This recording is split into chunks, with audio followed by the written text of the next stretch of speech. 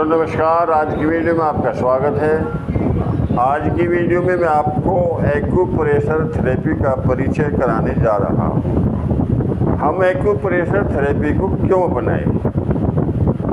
Acupressure therapy अन्य पद्धतियों में श्रेष्ठ पद्धति क्यों मानी गई है? तो आज की वीडियो में इसी विषय में आपको कुछ बताना चाहता हूँ। तो मेरे मित्रों, जैसे कि मैं कई वीडियो में बोला है कि ये जो पद्धति है ये शास्त्रों की पद्धति है। ब्रह्मा भगवान जी ने ये पद्धति भगवान इंद्र को दी थी।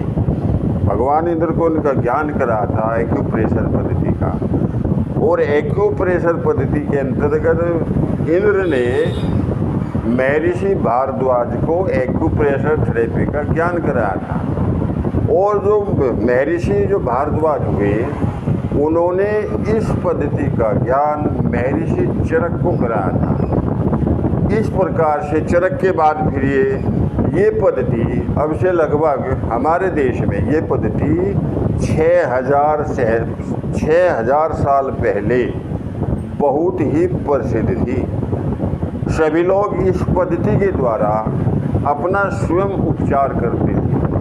यह पद्धति, इसमें किसी दवाई की ज़रूरत नहीं होती, इसमें मोस्टली कोई ज़्यादा परहेज भी नहीं बताया जाता, और ये पद्धति सभी पद्धतियों से बहुत ही सस्ती है, बहुत ही इसमें कोई ज़्यादा मोटा कोई खर्च नहीं होता।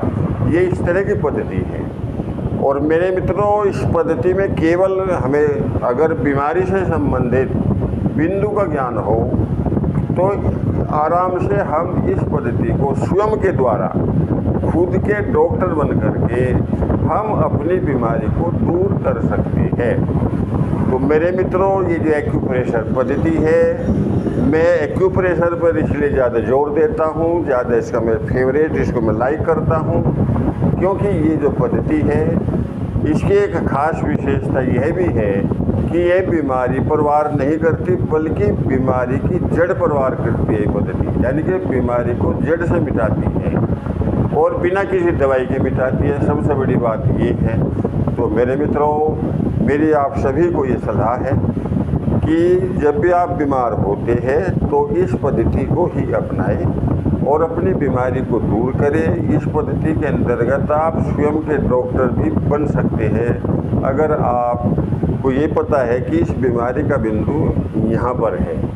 और इस विषय में आपको मैं एक बात और भी विशेष रूप से बताना चाहता हूँ कि जैसे कि आप जानते हैं कि जो ब्रह्मांड है मोस्टली आप सब 5 तत्वों से बना हुआ मानते हैं, लेकिन जो एक्यूप्रेशर पद्धति है इसमें 10 तत्वों की कल्पना की गई है।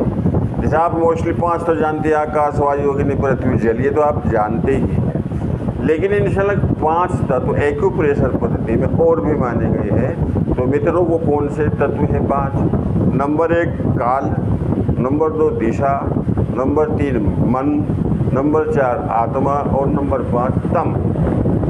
इस प्रकार से ये 5 तत्व, और जो 5 तत्व आप जानते हैं वो सभी तत्व मिलाकर के 10 तत्व होते हैं, और 10 तत्वों का ही एक्यूप्रेशर थेरेपी में इलाज किया जाता है। इसलिए ये जो पद्धति है नश्वर है। इस पद्धति के द्वारा हम हर बीमारी का इलाज कर सकते हैं, क्योंकि इस पद्धति में 10 तत्वों के द्वारा इलाज किया जाता है और किसी अन्य पद्धति में इस तरह से इलाज नहीं किया जाता।